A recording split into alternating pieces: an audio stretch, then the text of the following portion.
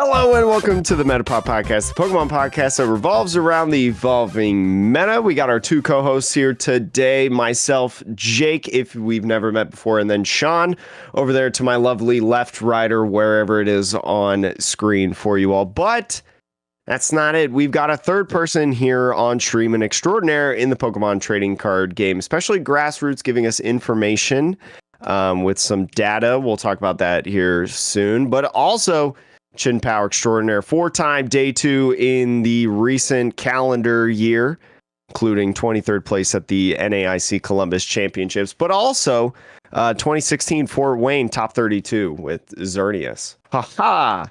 That's a good one. You can tell I got my notes out. Do I know what that deck list looks like? Not really. But anyways, introduce yourself for us.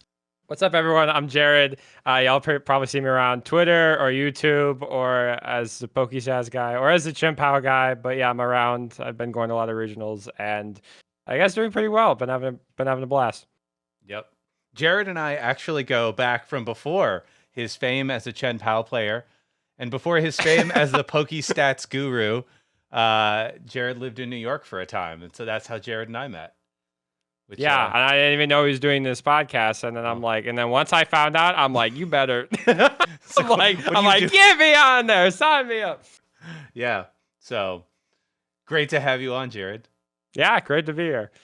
Also, I have We've to got point an out, excellent. Sorry, go on. I have to point out, Jared. I think are you cursed on stream? Because whenever I watch it's so I'm like, what is happening to your deck? So we gotta put like the correlation with the causation, right? So 2 of my 3 stream matches have been against regional champions, and 2 like of the past year. And so one was against Piper and one was against Raymond. And then 2 of the matchups were like considerably unfavorable. Like I played against Arctina the first time, and then the second time I played against Raymond playing like Ogre, which I was fine with, but he was playing Zam, which I'm not fine with. And Piper, I thought was like redeeming, and I was like, all right, we're gonna roll with the Lost Cities, and I had some bad starts, and I realized Lost City doesn't do anything against Piper because she's really good. And but just some bad matchups and very, very, very good players overall. I guess I am technically stream cursed, but we're working on not throwing stream. I did pretty okay with. I don't think you threw at all, but I was certainly. I've been throwing. I'm getting better though. We're getting better. Don't right. You have to sugarcoat it. Jake, keep us rolling.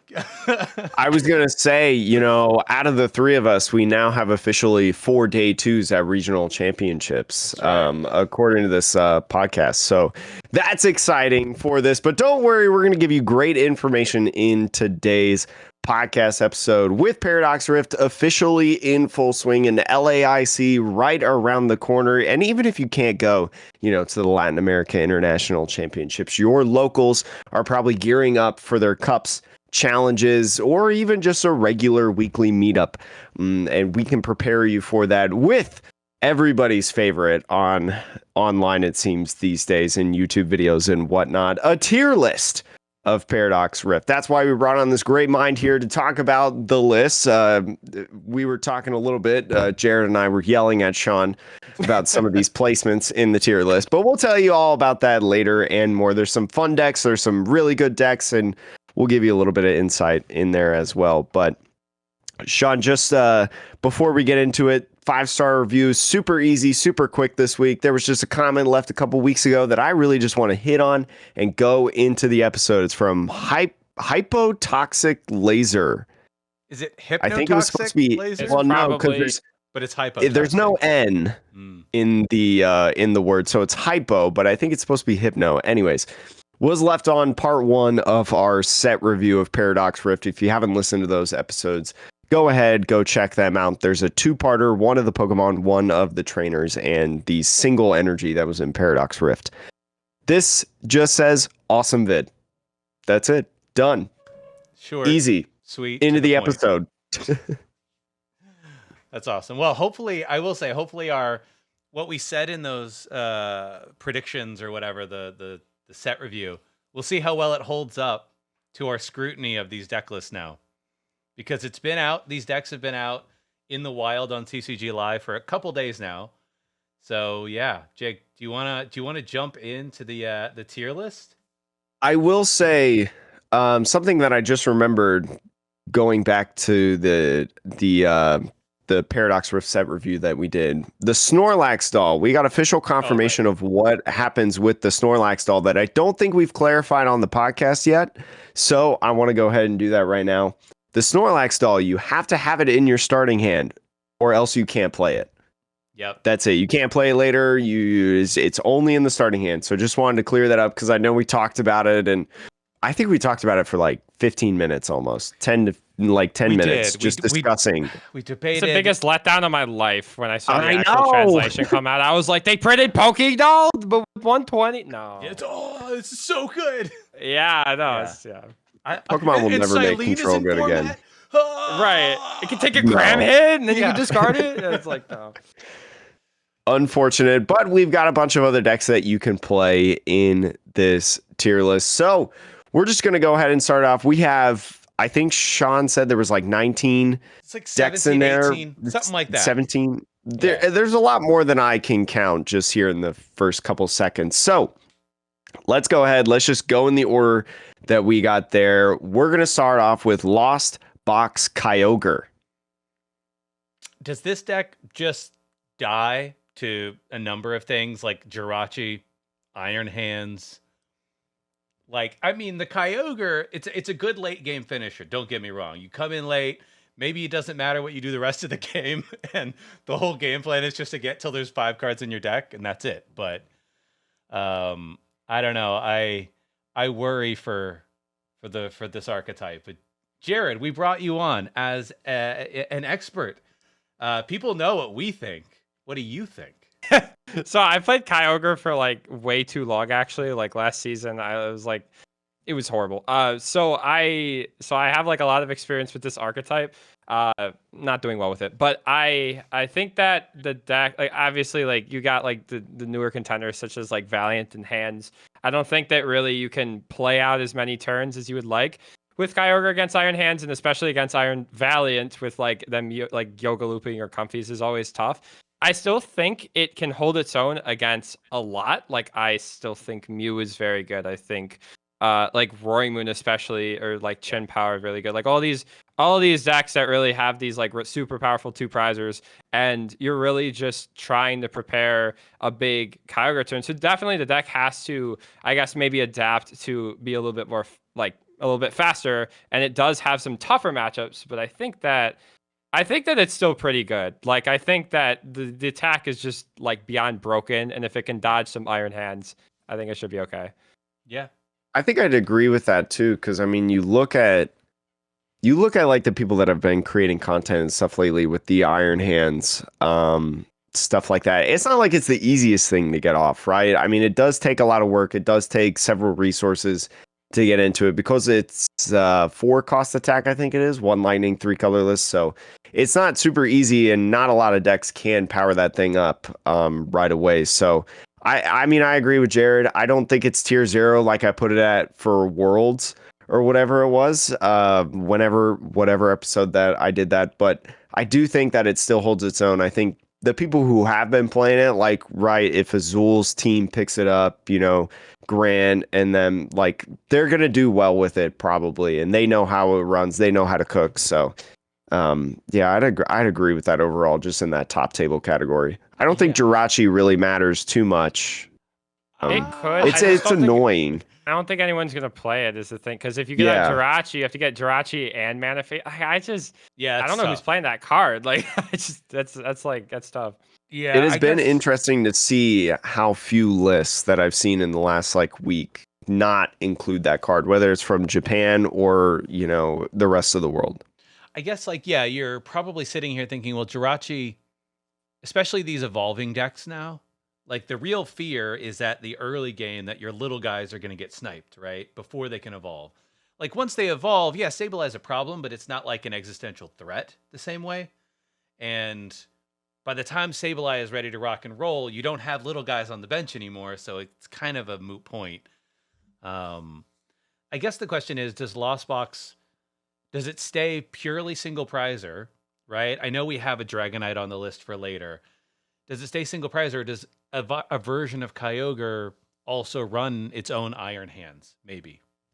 I think that you can. I don't think you can run Zam anymore just because there's like Roaring Moon and like Iron Hands. Like 230 is like such an insanely powerful number, and like 220 is just not good enough. Like I think 220 has just always been good.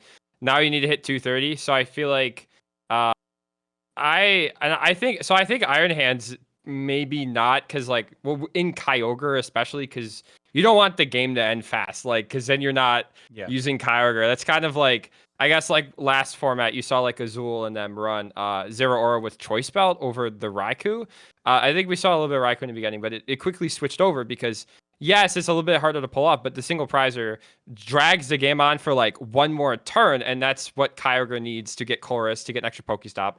So I think that if it did go in a direction, it would definitely either stick with like Dragonite or like I've seen Lost Box with like Roaring Moon. That like I think that's a really solid deck. I don't know if Kyogre is gonna play Roaring Moon, but like Lost Box Roaring Moon is a thing, and I think people are gonna play it. And I think it's good. So maybe Kyogre plays that too. I don't know. Preview. I think we talked about that Roaring deck. Moon Lost Box built. And yeah, because didn't we talk about it on the podcast? Wasn't that one of the decks we featured? I think it was. You pulled that one up from Japan because everyone's like, most people online are running Turbo Roaring Moon, which we'll get to in a minute. But like, I'm with you, Jared. I think maybe the Lost Box one is better because it has more prize trade versatility. But I don't know. Especially if nobody's going to run Jirachi, I'll take that. Sableye, we're good. I'll take my Sableyes, right? Sure. Yeah, so powerful. Jake, do you want to talk about the next one on the list, though? I put the Kyogre Lost Box at top tables, primarily due to the pilot. I think the pilot makes all the difference. I mean, it always. I also think that like when you were saying for Worlds, like I think like last format especially, we saw decks like Giratina VSTAR and Mew VMAX, obviously as like the super top tier 0, and Kyogre does really really well into both of them. Even like I guess just have like you have to be a good pilot to like even like not get brain fried with the deck, but I think that like it had a really really good natural matchup spread last time, and I think that there's just like a lot of ground to cover and a lot of them being scary, such as Iron Hands of Valiant. So that's I think it's a correct assessment. Next deck on the list, most recent regional champion winner from JW, Miraidon. Starting to become the new Mew, the one where people are like, oh yeah, this deck's done. Like it did its top, nobody's going to do it again. And then all of a sudden it just shoots right back. Yeah. I mean, what are we feeling, Jake? What do you feel about Miraidon? Does it hold its place? Does it move at all? Is it just I think Miraidon kind of holds its place in where it's at. I think it does good adjustments with the addition of Iron Hands, right? Even though Iron Hands is a little bit tougher to bring out because, like the electric generators, they're already hit or miss and they're already pretty much only powering up like 2 energy Pokemon. Now they have to try to power up a 4th energy. So you might see a lot more of like maybe 2, what's that Pokemon? Flaffy setups in terms of double Flaffy setups to get that going in there. But I do think it's a viable option, especially like there's a few decks that can play Iron Hands, and Miraidon is definitely one of them because of the explosiveness of that deck. And who knows, maybe we'll see, I don't know exactly what the adjustments look like to include Iron Hands. I mean, it's a 1 copy inclusion, right? It's a 1 card cut theoretically in the list, with potentially some others to help bring like consistency and stuff like that. But I mean, I consider it a top table deck. I think Miraidon is definitely a little bit easier to play though than Lost Box. I feel like still tough, but I think it's a little bit easier. I think Lost Box is pretty punishing. Just a little bit. You have a battle VIP pass as your ability. That's always good. It's great. Yeah, I mean, it's really hard to not be good. It's amazing. Jared, what are you feeling about Miraidon? Yeah, so I think that like Iron Hands specifically, I think fixes. I haven't played a ton of Miraidon, but like the most problematic matchups that I see are like, first of all, like Lost Box and especially Lost Box Kyogre. Like that, as a Kyogre player, it is like you could win in so many different ways. The matchup is so hard to win as Miraidon. You just have to judge path parade pretty much. And then also like Gardevoir, I feel like can definitely just out trade you super well. If you're playing Miraidon, it can just swing with the single prizers. And Iron Hands, I think, fixes both of those. So it comes in a really good in the archetype. I think that it it literally just fixes Miraidon's weak points, and especially like with Jesse Parker and them running Super Rod. Most recently, you can even recur it at least just one more time, like especially against like Lost Box and Guardy. Maybe if they have like adaptations to speed up the game a little bit, you can say, no, I'm actually just going to slam the Iron Hands. Even if you have a response to it, I'm going to shuffle back in, use Miraidon's ability to just get it right back out, double Flaffy, Jen, and maybe hit one. And there's also the very, very, very real threat of getting an Iron Hand super early. If you win the coin flip, you can get one out as early as like turn 2. I think you just like attach and then hit like one off a generator off of 2 turns, attach Flaffy, and then like you're already there. So it's like, yeah, you can get out pretty fast and consistent with the Miraidon. I like it I like Iron Hands the best in Miraidon. I like, in my opinion, that's like that is where it goes. Yeah. Yeah, I put it at the top tables then as well. Fully agree. Yeah, I mean, I guess the question is like I think it still has a good matchup against the things it was rough against. I do wonder how it trades into some of the new decks in format. Like, I don't know, Iron Valiant, if you're playing the Urshifu build, I think can be awkward. That seems a little tough. That's tough. Yeah, I don't know if you can beat it. Well, how much does Valiant have? 220. So I feel like they're not. And yeah, you can take out the Valiant. Yeah. But then once that Urshi comes, it's like, I guess maybe Raichu. Yeah, I don't know how the matchup plays out. It's probably a little bit more even, but I don't know. I think it is more even. I think it depends on who starts taking the knockouts, and I think Iron Valiant in general probably has a potential consistency problem. Having played some games of it myself, I feel like it depends also on what you actually yoga loop. Right? Like, are you yoga looping and finishing off like a Miraidon, or are you doing it on Flaffies? I feel like that may play a little bit into it.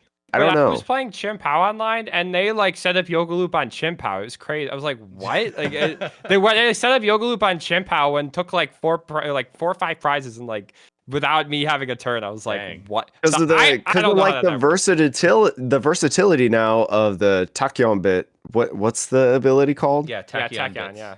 Tachyon. Anyways, an anemone.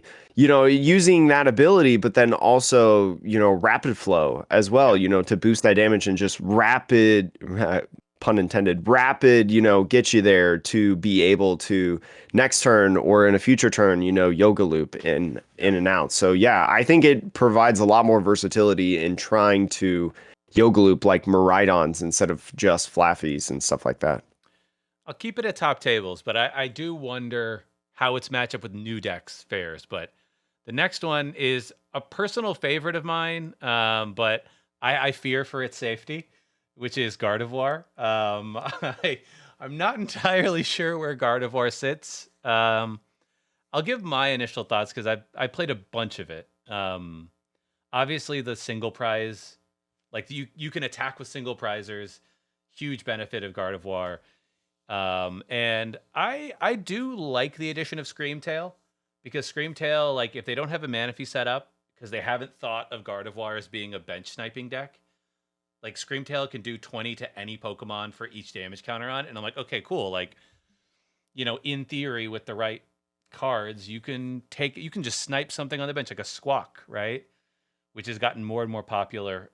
So I like the deck, but I worry that between Iron Hands and just Roaring Moon, being able to just not even have to put any damage on itself and just get that easy knockout on your Guardy EXs, that's a big feels bad. But I'll throw it over to you, Jared. I see the eyebrows. Some takes. Okay, so this deck is broken. This deck is ridiculous. Okay, so so obviously we're all concerned about the new stuff. So so I think that like Iron Hands, right? And I think that, so first of all, this card can't get out for a few turns. So Guardy's gonna have some time. Guardy now at least should play, I think, TM Evolution, which is I have it literally pulled up on my screen to talk about. Yeah, I think this card is huge. I won't go over it super much, but it's pretty much like essentially you say I'll go second, Mirage Step, turn 1, and so that also helps with the deck. I think with Iron Hand specifically, like I think so when I was testing Gardevoir, trades evenly into Iron Hand. So all you need is like one reversal or just enough energy. So you usually start out with, with the reversal and then you just get the energies. And I think that like it's back and forth between Iron Hands and Guardy. And you see with all these lists running one Iron Hands, which like I bet I tested more than one Iron Hands like in Miraidon and stuff because I realized that like if Guardy is able to return an Iron Hands, all you've done as Iron Hands is just sped up the game. Like you've said, okay, like we're even, or maybe I'm a little ahead, and then we're just gonna cut it down here. So like, is one good enough without Super Ride getting it back in? I don't know, especially like Gardevoir Miraidon. I think Gardevoir still comes out on top, and Roaring Moon. Gardevoir dunks on that deck. Like as it like I've been testing Roaring Moon way too much, and I was like, because I am going to LAIC and like obviously still stressing over a deck. The one thing with Roaring Moon is I do not know how to beat Guardy. I have no idea. It just folds so fast, and there's just a reason. It's just a prize trade because Guardy is able, and that's the same reason why Guardy beats Miraidon, right? Because it starts attacking. You could take like as Roaring Moon like a couple prizes at the beginning. So you're at 4 and then Guardy's at 6. And when Guardy takes 2, then you take 1 or 2 and then Guardy takes 2.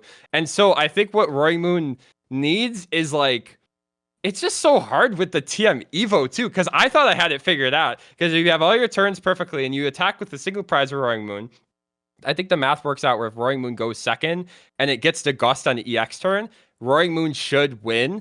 But if Guardy goes second and gets to TM Evo and thus gets to turn to attack, now Guardy's doing everything that it does a turn earlier. And it's like the way that the math works out is like, it just, I don't know. It's just, you can talk more about TM Evo, Jake, but like, oh my God, it's like nuts.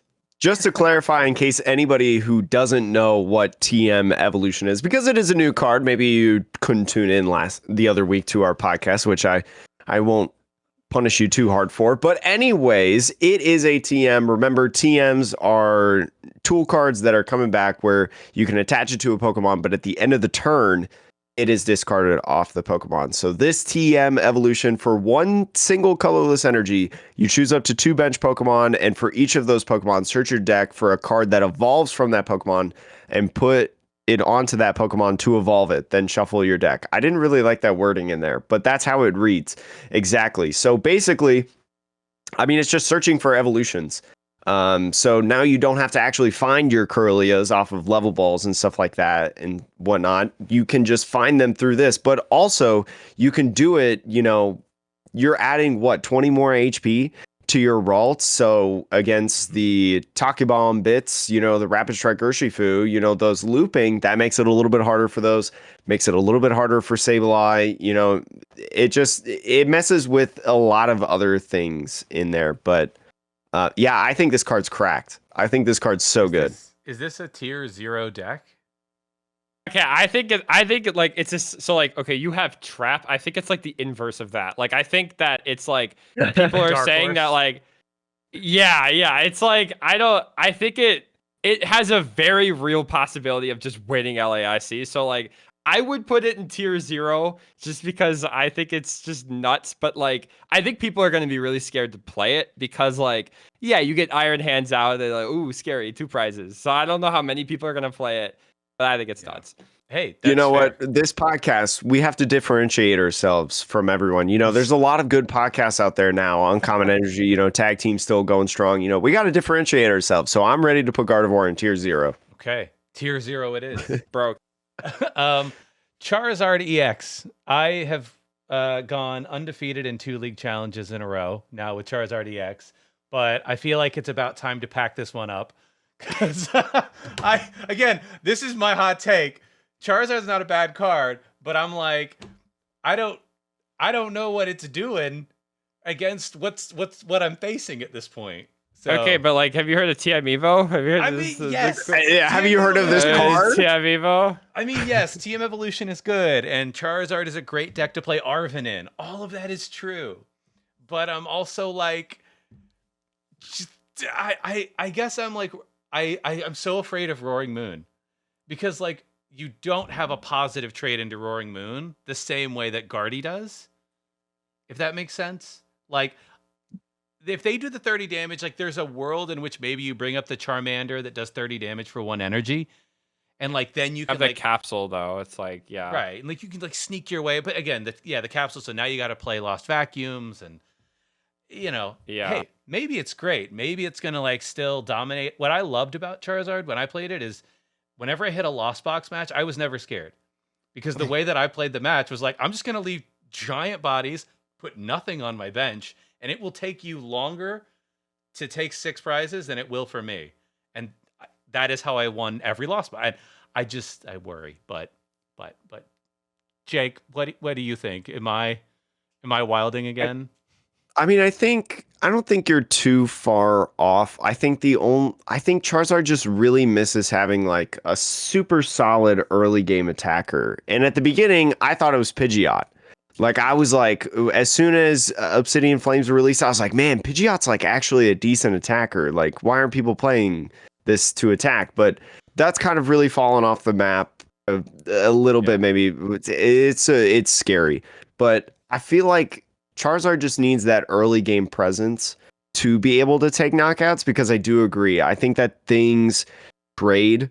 They just start trading faster along with it because you're not the one that can do the first one a lot of times. Like there needs to be something else to like eclipse it over.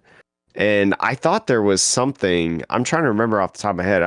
I thought there was a card in Paradox Search or something that we were like, when we read it in the set review, we were like, yeah, this card, early game for Charizard. But I tried looking it up and I can't remember. Jared, thoughts? Yeah. Well, I don't respect Charizard at all as a Chien-Pao player, but this is like the easiest matchup for Chien-Pao of all time. But I think the deck gets a buff from TM Evo.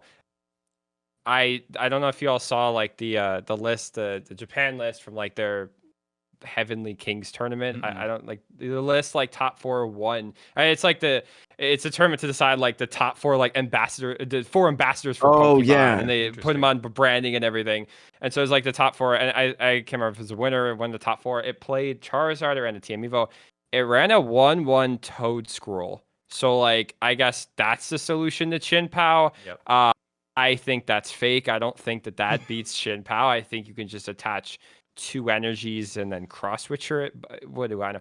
So I think that overall, I think that Charizard, and I kind of agree with you, Sean. I think it like doesn't trade favorably until Roy Moon's just kind of like weird because Roy Moon just goes die, and then you're like, what I will give Charizard though is Counter Catcher, because I think Counter Catcher is just like a broken card, and I think Charizard can definitely utilize it because it can't do anything for a while. So I think if decks utilize Counter Catcher, the problem with Charizard is that you could run Path, but it's like, I feel like if you're running it with Pidgeot or something like that, like you can't utilize Path with Counter Catcher, and then you're also attacking with a Charizard. Like I feel like decks such as, we forgot to mention that in Gardevoir, Counter Catcher's broken. Like Counter Catcher makes the deck. Counter Catcher makes Gardevoir broken. Being behind in prizes activates Counter Catcher, always activates reversal energy. The deck wants to be Catcher behind. Iono broken. Yeah. So sorry, that's why Gardevoir's broken. So for Charizard, it has a two prizer body, right? And so it's like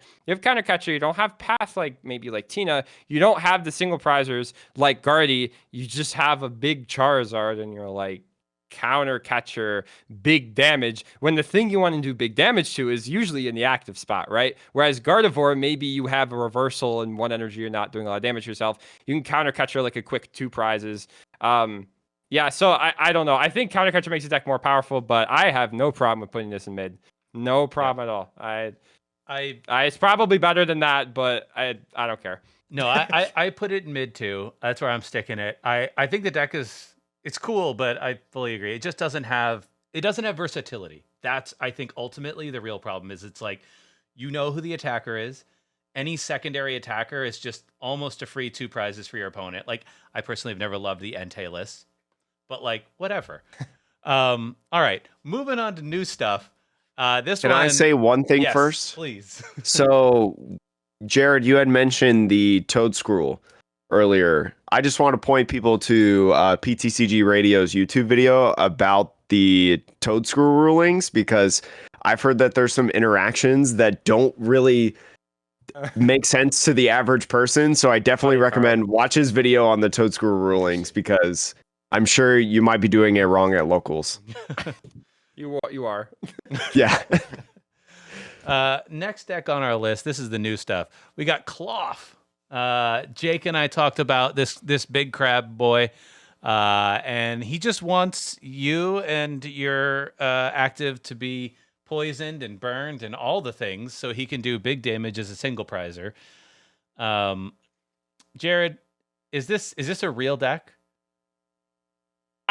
It could be. I don't know. It's like, I think it's one of those decks where like, and it's so interesting. We have all these online tournaments where people just get a lot of reps on these new decks, like pre-tournament. I feel like if none of the Limitless tournaments existed and LAIC just happened, this could easily day 2. Like this is like, we mentioned the like my Xerneas deck, Jake, in 2016. That was just like this. It was like just something that nobody knew what it did. I was playing against it today and I said, oh wait, if I Iono and then Catcher the Brute Bonnet, do I win? And they just scooped, and I was like, oh. Okay.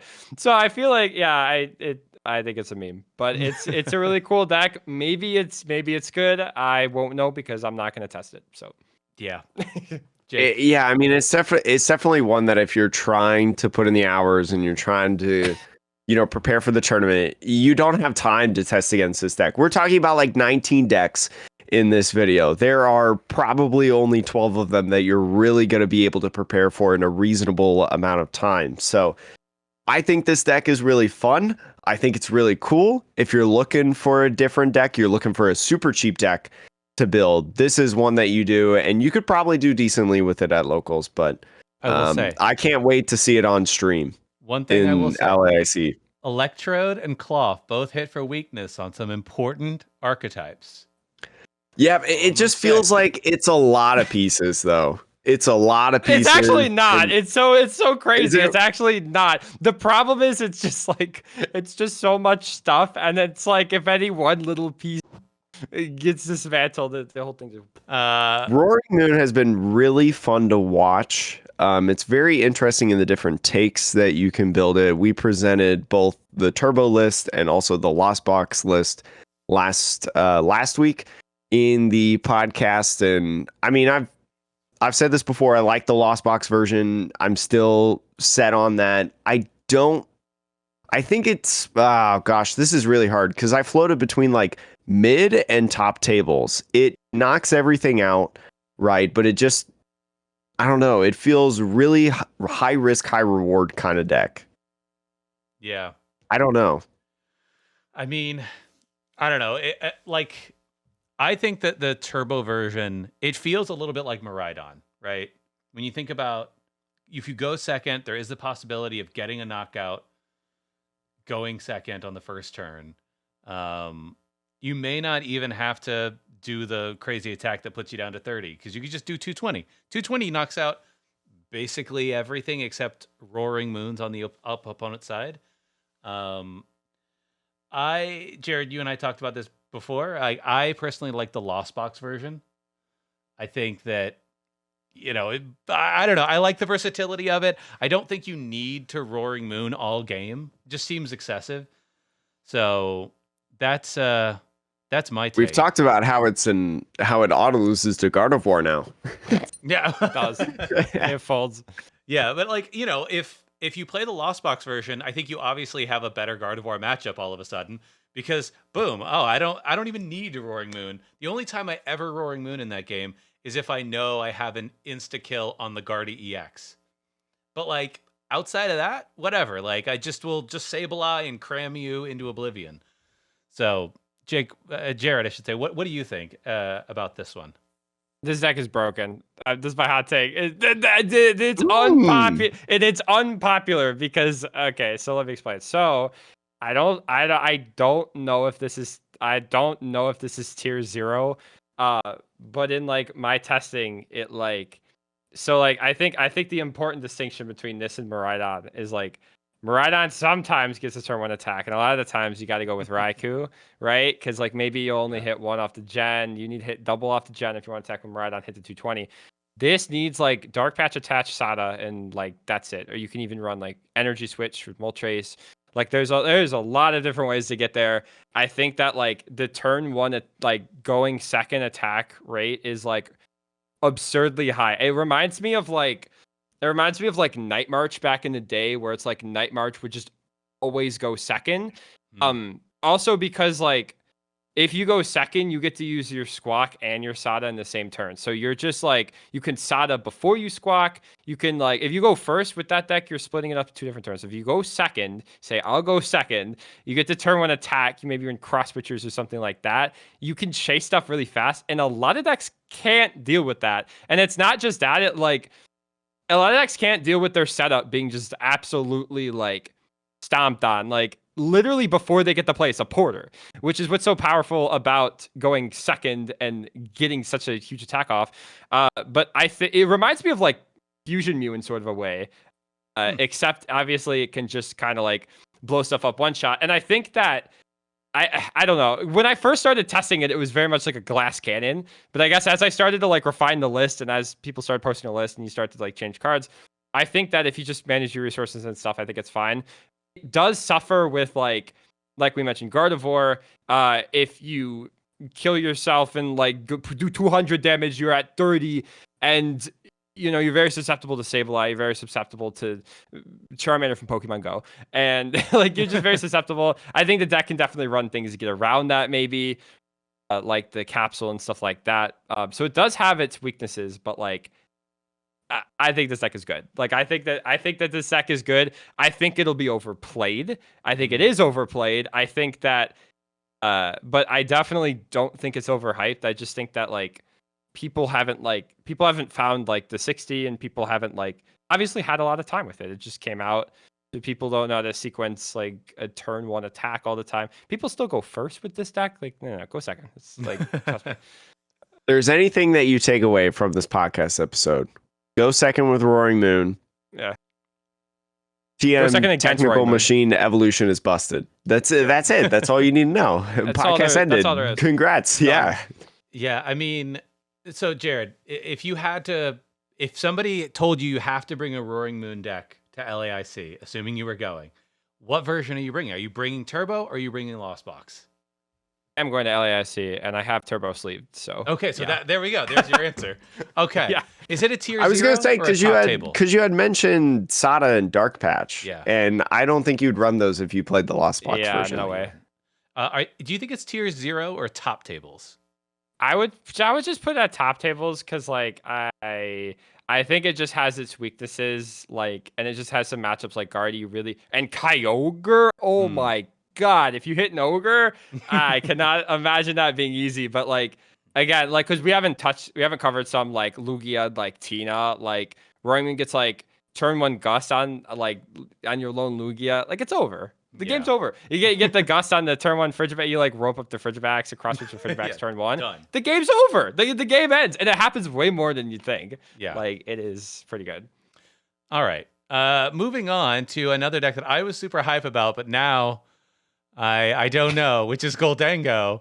When I first saw Gholdengo, I thought to myself, I see Chien-Pao, except it doesn't require a stage 2 Pokemon, right? And I'm like, because it feels like I liked Blacephalon, and if I can play Blacephalon like Baby Blounds without having to Welder, that'd be dope. But I've seen people play it online. I don't know. Is this a real deal, or is this a trap? I don't know if I'd consider it a trap, but like trap doesn't necessarily mean it's a bad deck. I think trap means it's not as good as it seems on paper. It's a trap. Yeah, 100%. 100%. Yeah. It looks broken, and you play it, and you're like mid. Yeah. So yeah. It just like it looks, I mean, because I haven't played too much of it, because I don't own really any Paradox Rift cards, but like it just feels so underwhelming. Like you just don't like the idea that we had of like, oh my God, uncapped potential with 1 energy, and he gets to draw 1 card, 2 cards. Yeah. It just doesn't hit as much as we thought it would. I guess I think about this deck, and it probably it's like I think of it's almost a little bit like Roaring Moon, because the idea is its attack should be able to knock anything out in one hit, right? Like that's in theory, that's what you're doing. The difference is you can't do it going second on the first turn. So, like instantly, you're slower than Roaring Moon, trying to do the same thing. Now, granted, the difference is maybe you're not putting yourself down to 30 HP, but yeah, I don't know. I think it's a good deck, but I think it suffers the same problem also of Charizard, which is who is your other attacker? Is it Scizor? Is it Aegislash? Is it I don't know. It's definitely Scizor, because I think that like that is one thing I definitely underestimate about the deck is like Scizor is very decent. Like it's pretty good. Like it is a single prizer. It has 140, which is like kind of nuts. And you do a lot of damage against a lot of decks. You can usually two-shot the two prizers. You can usually throw off the prize trade. Like against Roaring Moon, if they just bench a lot, you just that matchup's also just good as Gholdengo. Like I would play that. But yeah, something you also just have to keep in mind with Gholdengo is like I think like a lot of people see it as like, oh well, it's just Chien-Pao. It's like it's not Chien-Pao, because with Chien-Pao you have like you can stream Chien-Paos very easily. Like you need one Irida or one Superior, and you're just rolling because Chien-Pao gets 2 and then Superior gets 4. Gholdengo needs an energy on it and then 5 to hit that 240 or sorry 220 230 number, and so you have to have essentially 6 energies in your hand, so you cannot stream these, which is why you need the Scizor, and that's really the only viable attacker. So like it's more of like this Scizor deck with like this kind of boom Gholdengo like in the background. It's like Baby Blounds sort of, because like Baby Blounds had Victini, so like Victini is your Gholdengo. I don't know. Victini is your it's weird. I thought about it with Baby Blounds, but it's a 2-prize Baby Blounds, which feels bad. Like it does have 260 though, which like again it has a lot going for it, but like you can't expect to stream this attack. You have to play this deck like, okay, like I'm gonna use this attack like on low HP mons probably a lot, but like on high HP mons or mid HP mons, I'm gonna use this attack maybe once or twice, and I'm gonna use Scizor to take like a lot of my prizes, and like offset the prize exchange for sure. I also think it's just really hard to set up. It's like back in the day when we had like Zoroark GX, like that was just like that was a metagame where stuff didn't attack on the first turn. Maybe Pikarom did, maybe, but like that wasn't until later. With this deck, you have Roaring Moon, you have Lost Box, you have somebody, they kill a Givighoul, and you're like, oh, there goes my draw engine. It's gone. Like on turn 1, it's gone. So I think it'll be good someday, and it's really good on paper, but I think it's a trap. Yeah, Gimmighoul. You definitely have to run the evolution TM. Like that one, you have to run. Yeah, and I think Gimmighoul being 50 HP is also a bit rough for the deck. Like if it was 70, like cool, we're in there, but no. Well, you do have a 71. It's just suboptimal. Okay. Yeah, it has like continuous tumble, but I think people run like 350 and then 170. Interesting. Like because you can run. Yeah, I think his deck works with like Bibarel too. So you have a Bidoof and then the 70, it works out. You can't get Sableye, but next deck we have Garchomp. I know that Jake and I. I know we distinguish that trap is not like a super negative connotation, but like no. Just no. I don't. I mean, like I'll make a whole new category that just says no. No. Yeah. I'll put it in trap, because I think in theory, like, if you really love fighting decks for whatever reason, this accelerates fighting energy. What accelerates fighting energy other than Miraidon and Gutsy Pickaxe, right? Like nothing. So in some ways it's interesting, but like cool. I would love an attacker that is Garchomp is weak to lightning too, right? Yeah. Yeah. I don't think I can get Iron Hands, but but I'm like, please give me an attacker that is in my deck that's weak to one of the best archetypes right now and powers up one of the weakest. Yes, this is great. And I think just like across other matchups in general, because like you do 160, but like what are you really 160, and then like the next turn you have to discard 2 energies for the 120. Like what are you really like being favored for, in certain matchups? Like Gardevoir can just womp you, right? Roaring Moon can just absolutely obliterate you. Like what are you going to do to Roaring Moon, really? So yeah, It's true. It's just like the Sonic Dive only hitting one Pokemon, discarding both energies, really hurts it. Maybe if it was hitting two Pokemon, like a G-Max Rapid Flow, then maybe we could be talking about something different, but that's not the case. All right. Next one here. Jared, I want to know what you think about Serena EX. No. Before Jared, okay. before Jared Jake has says thoughts. anything, how about Serena EX with Panic Mask? I mean, That's how you play it. No, or Vanillux, right? Both. Yeah. No, I just saw you reply to Little Dark Fury's, tweet on Twitter, and so I just wanted to ask you about Serena with Panic Mask. Well, that's how you play it, I guess. If Yeah. you do. I mean, Play is this a meme? Is it more than a meme? No. No, it's just a meme. It's just a nope. meme. It's just a nope. I'm I'm gonna gonna put use Irida. I'm gonna put it in meme. I think it's at least a meme.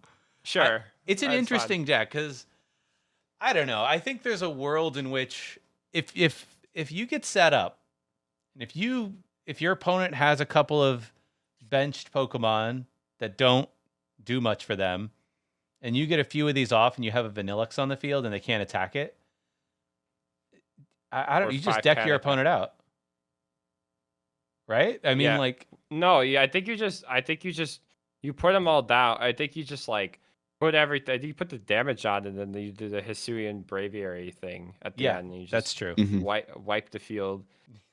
Yeah, I like think. clearing a line in Tetris, 4 lines in Tetris. You just get it at once. Oddly satisfying Pokemon compilation right there. But yeah, I don't know. I'll put it in meme, but like I do think this is a deck that I know Cloth were saying bring that to locals. I really want to bring Serena to locals myself because I want everyone to be very frustrated with the fact that their best Pokemon can't do anything. This list runs TMD evolution. That's Yep. crazy. Yeah. That's fantastic. That's another good one too, Yeah. because you can just like put all the damage counters on everything, right? Because it's technically like unlimited damage that first attack, right? Because it's not just doing damage whatever either, it's just it is attack. minus 30 damage or whatever. So This is yeah, one I mean where if you're a smart player and you're playing an evolution deck, you only evolve when you're going to attack that turn because they're not going to bother putting the damage counters on a pre-evolved Pokemon. So, right. but yeah, meme. We can move on. It's a deck of all time.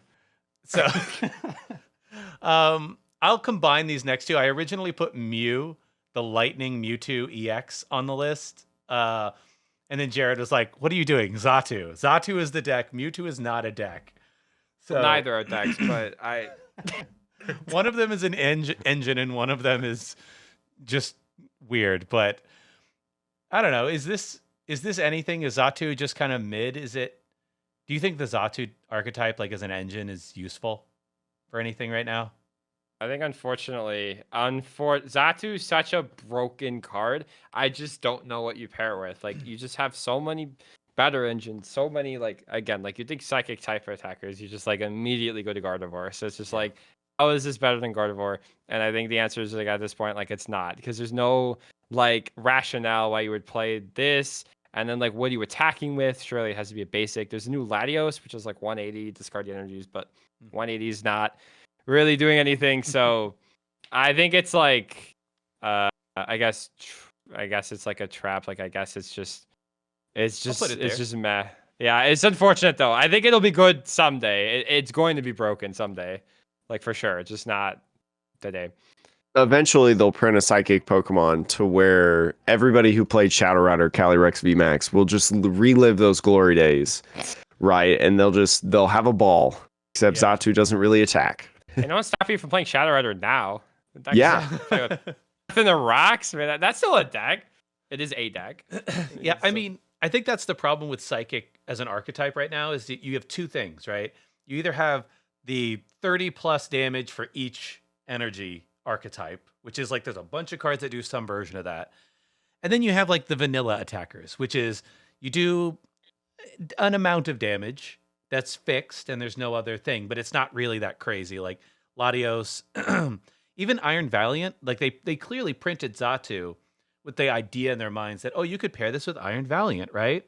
But then everybody saw Iron Valiant and was like, no, that's trash. I don't want to do 200 damage. I want to do 300 damage or whatever. So yeah, I think you're right. There needs to be a psychic type that breaks the mold and does something a little different. I'll skip over the Mewtwo now, and we'll just go to Iron Valiant. Huge new archetype. I think everybody is super excited about going first on the first turn, which is certainly possible, but, I don't know if that'll happen that often. But, Jake, I'll send it to you first. I want to know what you think about Iron Valiant. So, in the set review, we didn't really talk about Iron Valiant. We were like, oh, this card's kind of bad. Then, last week we were like, oh, you know what? Maybe Iron Valiant has some viability, with the donk ability. And then seeing it for the last week, I almost want to put it alongside Charizard. Kind of in the mid tier. Like, I don't consider it as good as something like Kyogre, Miraidon, Roaring Moon. But I do think it has that viability. I think what a lot of people will do, though, is they'll lean a little bit too hard into the donk, because some of these decks, they may be able to prevent something like the donk and then just be able to outlast Urshifu, because it can only switch so many times, right? I mean, sure, it can have the booster, the future energy, the future booster capsule tool card thing to be able to free retreat. But I mean, eventually you're going to run out of switches. You're going to run out of switch cards. You're going to run out of escape ropes, things like that. So I don't know if it's a top table type of deal, but I feel like you can cheese enough games for it, and you can probably hold your own as well, just decently throughout a regular game, because, Urshifu, I mean, we saw Urshifu and how strong it was with NAIC, stuff like that, and some events after that. So I feel like it's probably in that mid tier. Jared. I definitely, and this one is, so this one's interesting because, like, I haven't, this is one of the decks I haven't tested. I have played a bit of Urshi Intel, and, like, that deck is, like, super polarizing in matchups, obviously. Like, it folds, like, to, like, Mew and Lugia, but, like, it has really good matchups against, like, Lost Box, and, like, Guardy's pretty close, but, it should still win. I have yet to, like, say if this is, like, a better Urshi Intel or not, but I think that it, obviously, the functionality is the same, and, of course, like, everyone's super, like, this is the problem card. It's like, well, if you start a Ralts and nothing else, then you have a problem. But I think that the cool thing about Iron Valiant and, like, Urshi is that, like, when you look at, like, I mean, Miraidon, for example, you look at Miraidon and you're just like, well, I don't know how much cheese I can do with, like, pinging it and stuff like that. But, like, Urshi just comes in and just says, I'm just going to one-shot you, and you need 1,000,000 energies with Raichu. So I think that, like, I mean, at first I was like, nah, this deck sucks. There's no way. And then, like, as the more I saw, like, lists being fleshed out, I'm like, yeah, this is, like, I think it's a real deck. Unfortunately, I think it's something you have to, like. I think it's, like, I don't know how good it is. I think Charizard, for the record, I think Charizard might be better than it, but we just have top tables, mid, and memes, so I guess both are mid. I wouldn't say it's a top table, but I wouldn't really say it's a meme. So yeah, it's probably. I know fun. mid can sound really harsh. I think for me, mid is a deck that, like, it's clearly an operational. It's functional. It can win. You can maybe even win a challenge or a cup, but it, for whatever reason, is not. Like, there's no version of it that is gonna consistently, top 8 regionals. For me, you just need to, like, hit the right matchups. Like, you need to. It's, like, very matchup oriented, I think.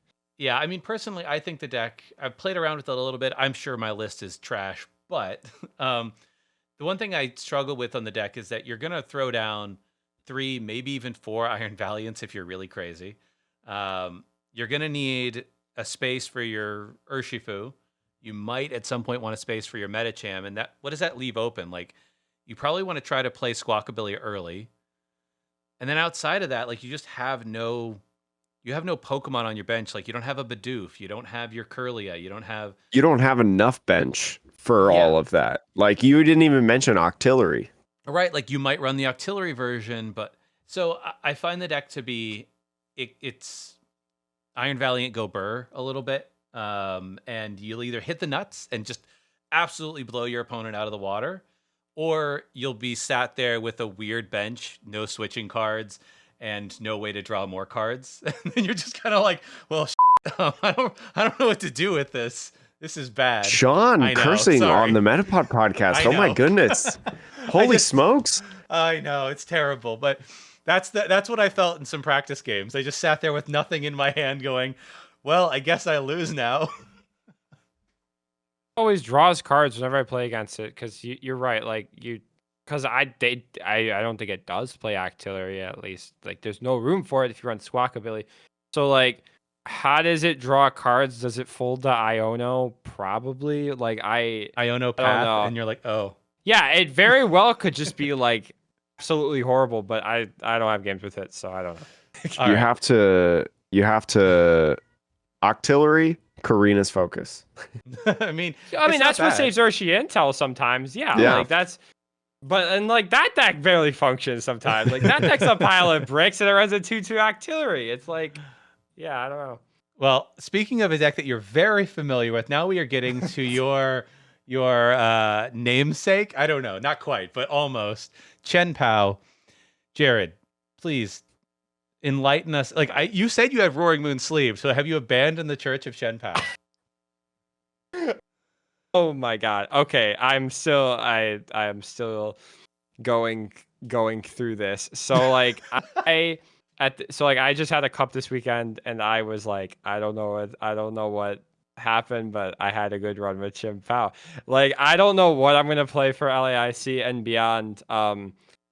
So okay, I'll start with the pros. So Chien-Pao is like, first of all, I think a lot of people give it a bad rep. Like even pre-Paradox, people just give it a bad rep because I call it the Chien-Pao effect. It is deceptively difficult. Like it looks really easy, and people have been playing Vikabulu. It's like, oh, you just get a rare candy backs and then you go boom and you win the game, right? But like, especially with like Grant Chen's list with the 2/2 Bibarel, like I played it to a cup this weekend that my brain was hurting almost as much as Kyogre. Like that, I'm not saying it's as hard as Kyogre, but there is just like a lot I was learning about sequencing, like at least every, I guess, day 2, all 15 rounds. Like I had a lot of misplays and a lot of room for error. So I think it's really underrated, or I guess it's treated as a stack like. Well, yeah, people treat it as a deck like, oh, it's high roll. It's like Rahul's group, like, oh, it's a casino deck. It's like, well, it's casino if you bank off the Pokestop. And it's like, yeah, sometimes like maybe like 1 out of every like 6 games, you're just like, oh, please, I need to hit this off stop. But I think for the most part, it's just like very, very difficult to play.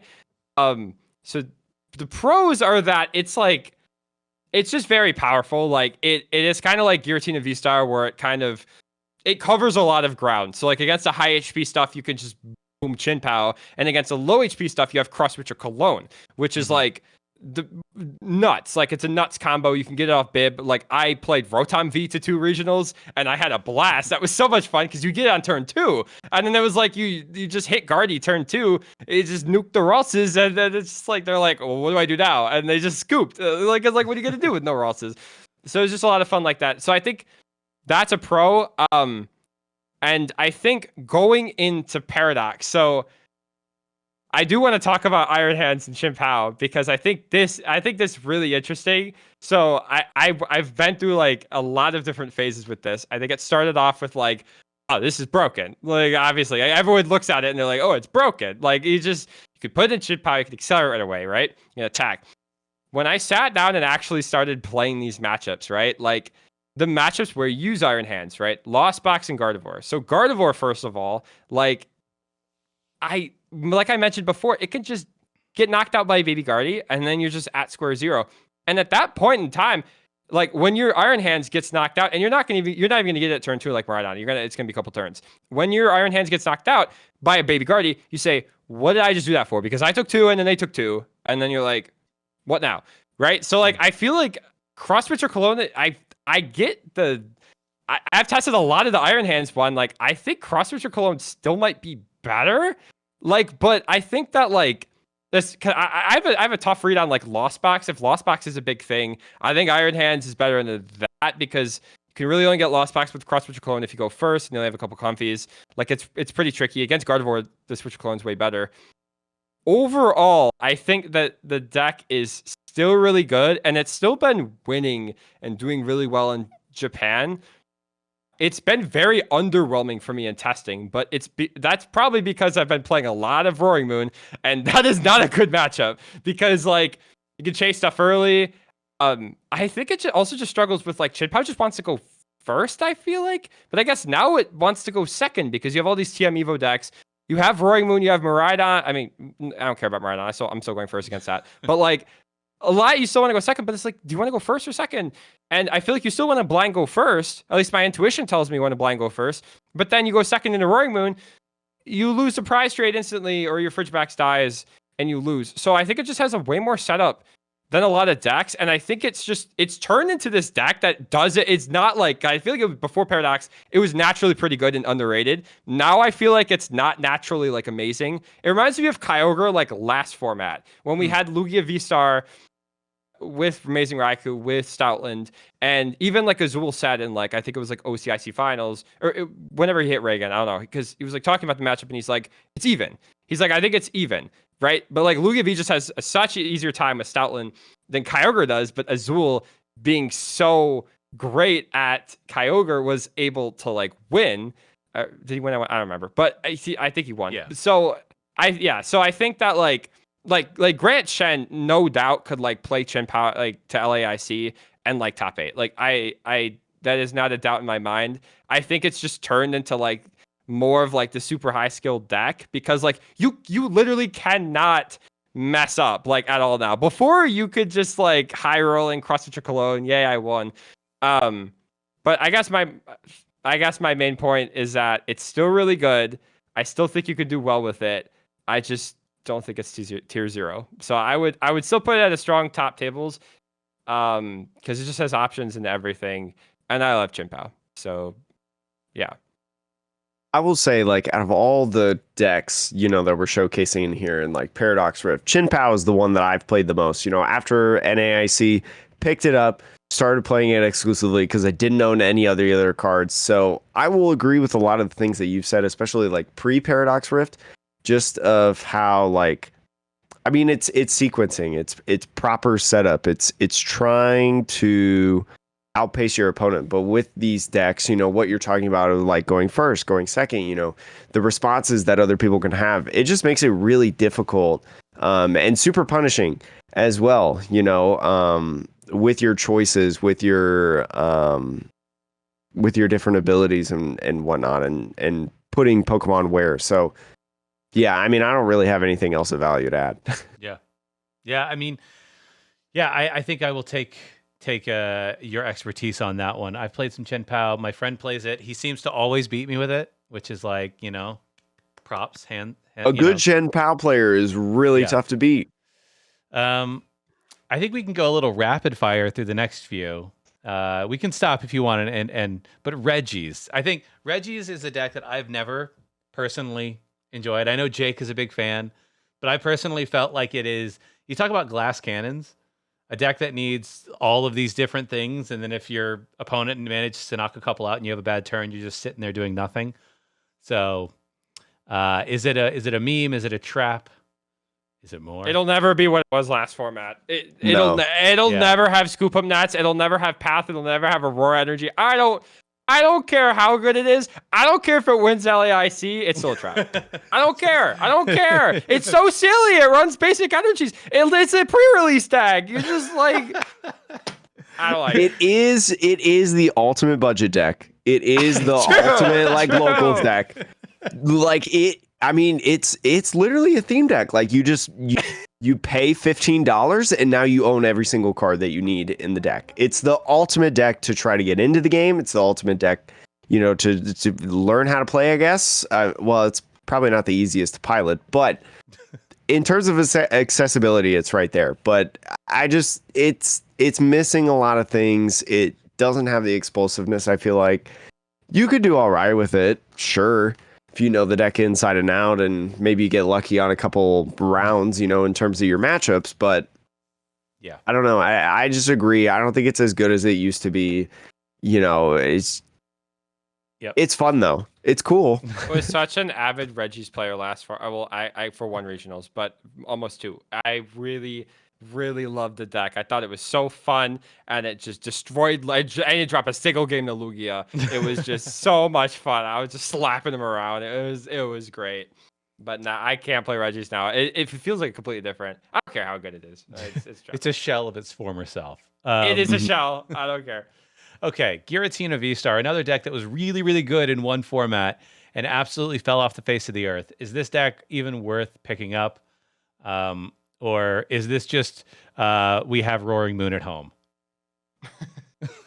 I don't know if it's we have Roaring Moon at home, but I do think it's back on the up in terms of the format. You talk about a lot of these EXs now that are being introduced and stuff like that. Giratina hits good numbers on those, and I mean, it's a Lost Box deck, right? Lost Box does what Lost Box does, right? It's not in the sight that it used to be, but it's definitely better than, what it was just very recently, I feel like.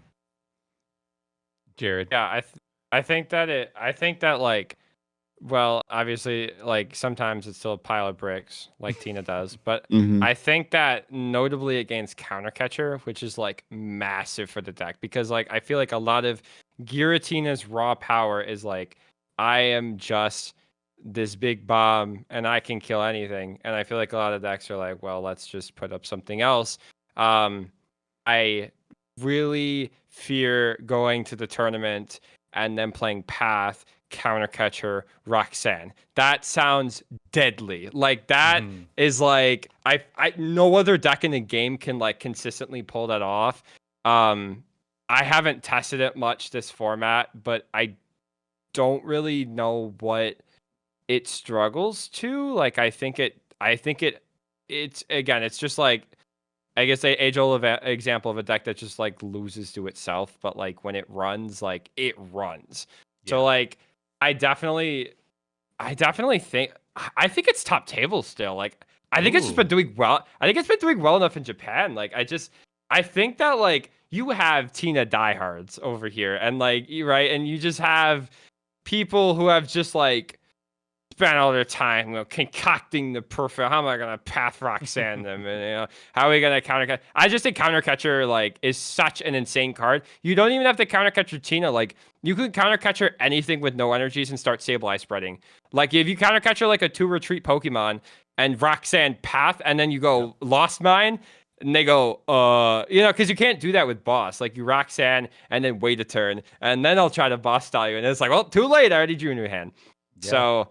That's my spicy take. I think Countercatcher Roxanne, bring up an Iron Valiant, and then just say GG's because you have no draw engine.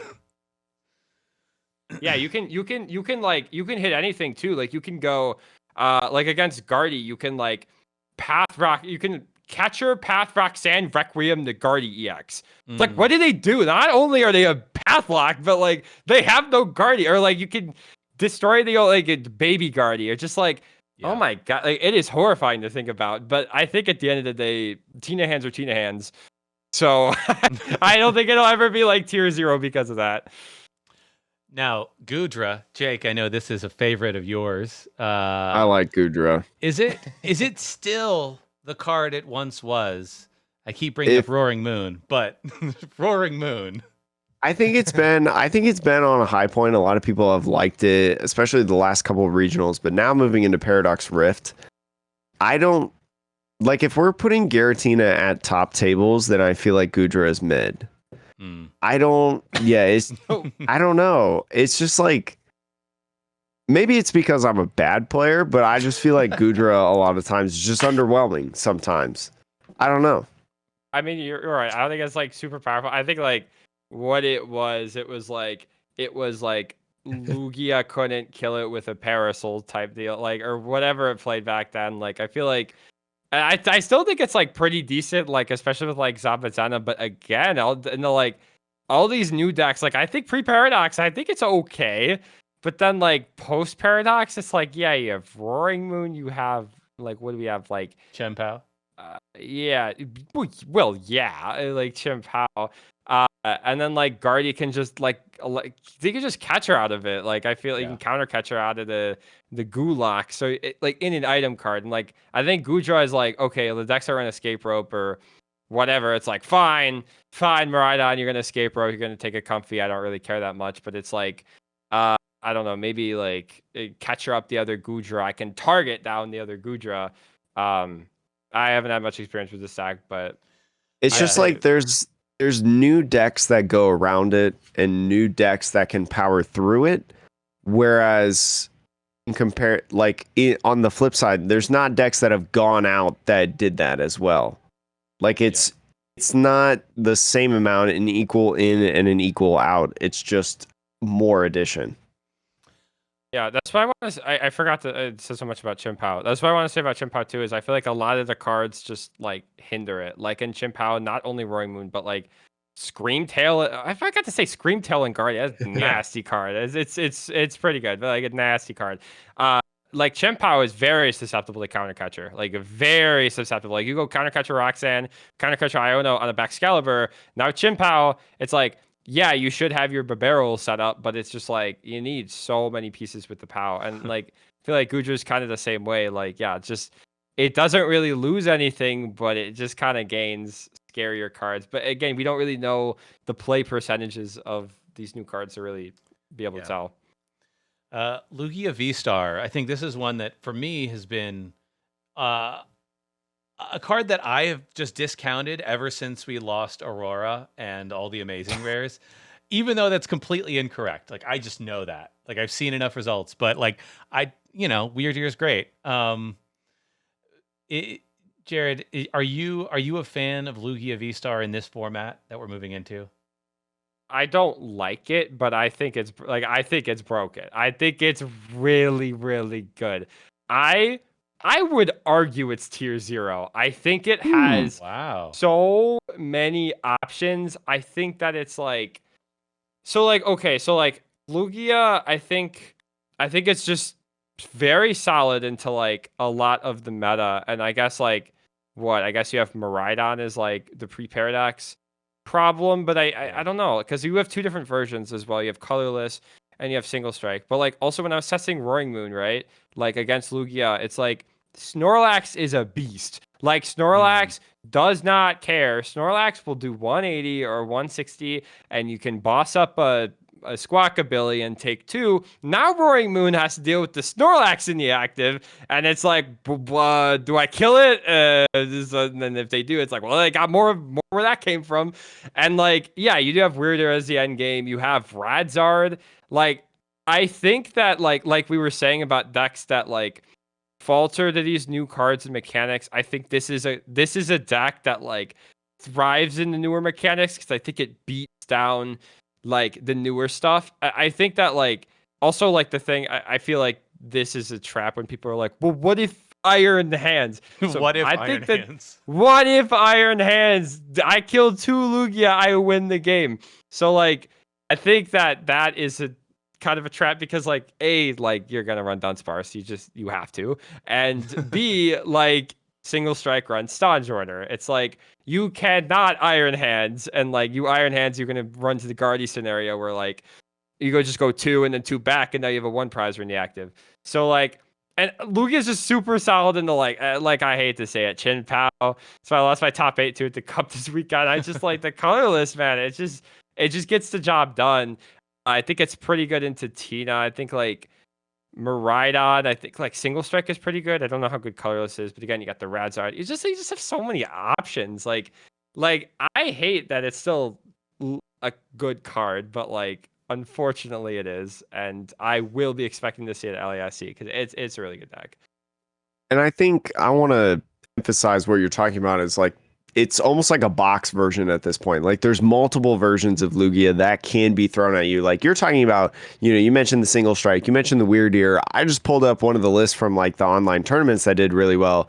It's running Iron Hands. It's running the Radiant Zard. We didn't even mention Mew EX in there. A decent card from 151 that's showing up in a lot of these Lugia lists. So it's one of those things that, like, you know, you face up against a Lugia player and you don't know exactly right away what you're going to be facing up against exactly, because there's so many different iterations of this deck that you can play. I don't know if I would have put it at tier 0, but I'm also not the one that's been doing all the testing, you know, for LAIC. So tested Lugia, but so yeah. But I mean, it's just like, I've played enough games against it.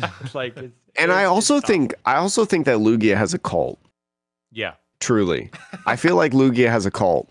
Like, if you like Lugia, you love Lugia. You love Lugia a lot. Flipping coins. Like, Yeah. Yeah. Mesagoza is your best friend. Oh yeah. Or your worst enemy.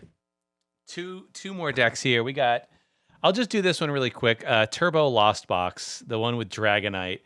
I mean, you got Kyogre, you got Roaring Moon. Where does Dragonite live in this world?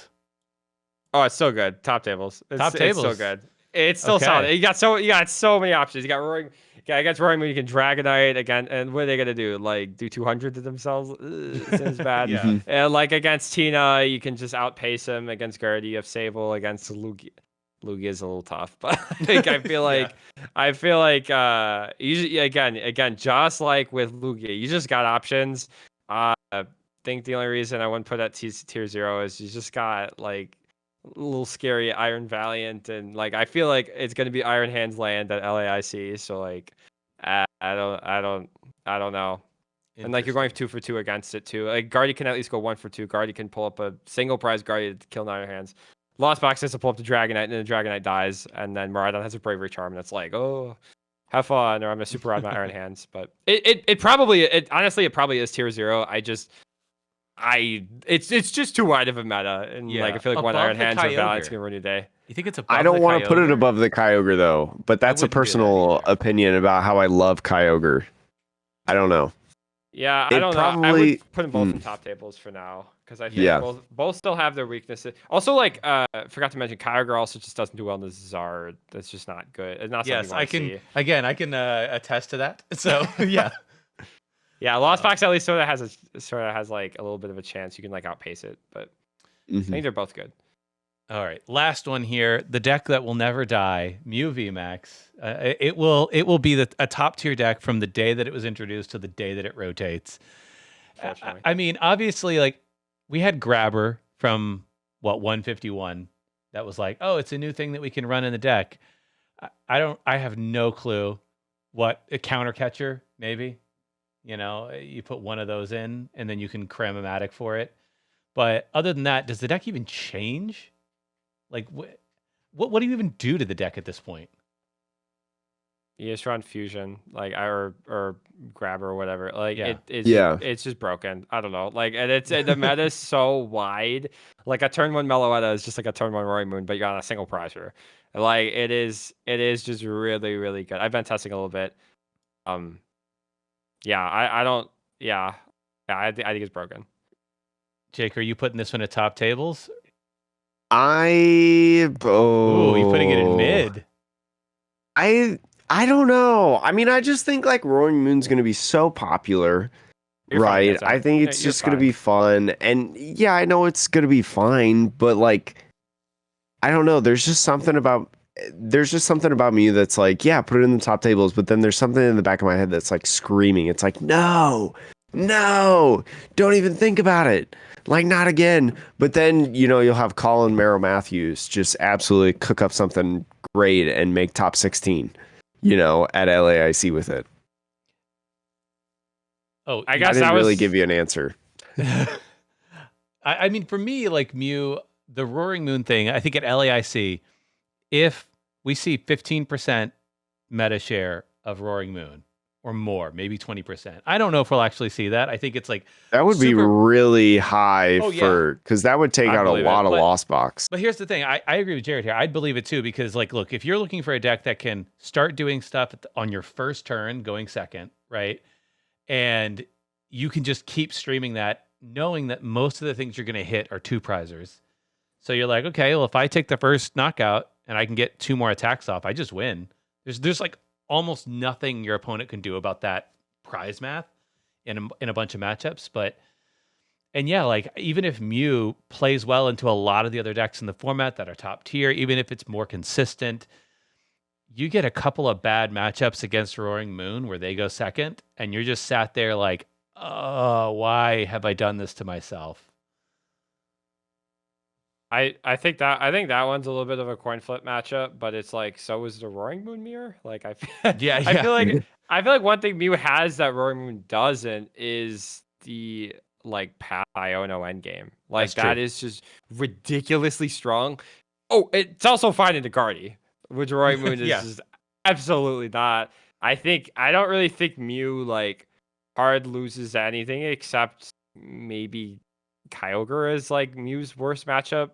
Like it's pretty bad. If they like pull it off.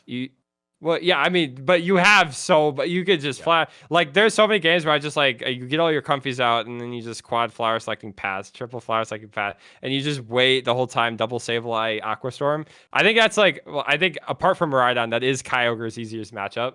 So like, but again, you don't have that many Kyogre players, so I don't know.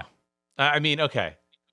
If we make a decision, mid versus top tables, I think it's honestly, it's straight up meta dependent. It depends on what you hit, what takes up the majority of the meta.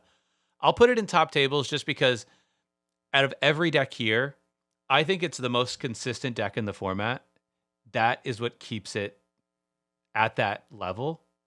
You're drawing so many cards. You have the ability, unlike the other decks that are super consistent, you have the ability to like disrupt your opponent with Path Judge version and Grabber.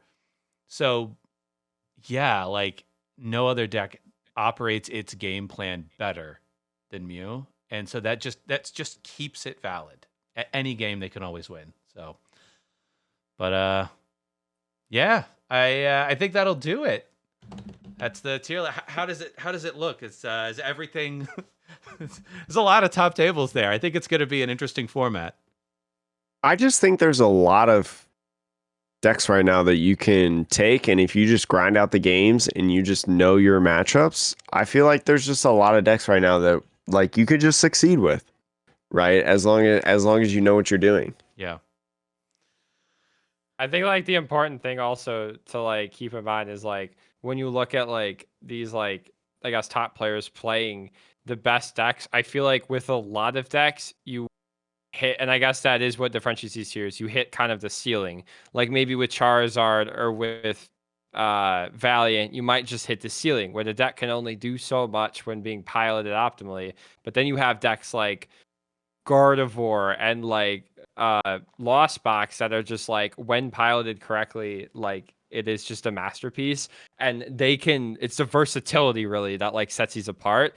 But yeah, there's just so many of them. I mean, especially with Paradox, you bring in Roaring Moon, like Miraidon becomes, I mean, I guess it won regional still, so it has been good. But like you just, it retains its position, and you just have a lot to deal with. Yeah, it'll be a wild time. Jared, thank you for joining us today on the pod. When is LAIC? I don't even remember. Is it late November? No, it's like a week and a half. I think it's yeah. Oh, dang. It's the first event for 18, Paradox Rift, so it's 17. 2 weeks after release of Paradox Rift. Wow. Well, good luck. Have a good flight, and hopefully, I don't know what you're gonna pick for the deck, but I hope you feel confident in your decision. I guess. Me too. You're telling me. We'll follow you live on PokeStats to figure out, what the deck is you're playing. But Jared, how can people find you and the stuff that you do? Yeah, so I'm on Twitter X as Jay Grimesy. I'm on YouTube as well. Those are pretty much all I use for Pokemon, so go at it. Yeah. We'll have all that stuff in the description below and a little bit more as well, so you can support Jared and his content and the things that he does for the Pokemon TCG community. And you can support us as well by leaving a review on Apple, Spotify. You can leave a rating. YouTube comments do wonders. And who knows? Maybe you'll win LAIC. Maybe. If you win LAIC, let us know. Anyways, I'm Jake. That's Sean. There's Jared. Know. Wait, I guess. Send us a letter from Brazil. I did. Oh no! By the way, before we end this, you can let us know that you listen to the Metapod with a shout out at the LAIC Championships, because there is a promo in the Pokemon TCG live streams that they do. There is a Metapod name drop, actually, as one of the podcasts that a person listens to being interviewed in one of their promos. So shout out to that person. That's awesome. All right. Anyways, thank you so much for the podcast that revolves around the evolving meta. See you next week.